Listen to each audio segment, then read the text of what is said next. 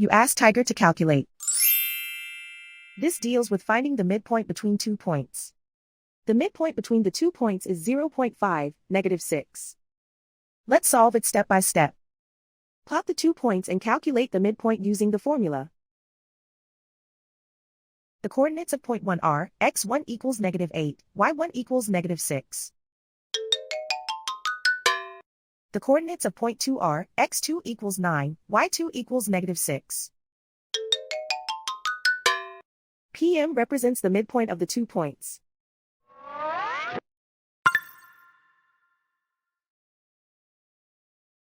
Use the x values in the midpoint formula to find the midpoints x. x1 equals -8.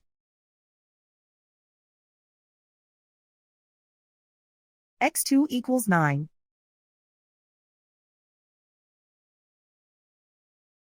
Simplify the arithmetic.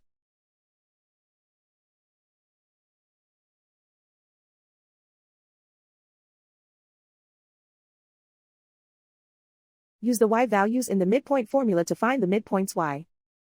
y1 equals -6. y2 equals -6. Simplify the arithmetic.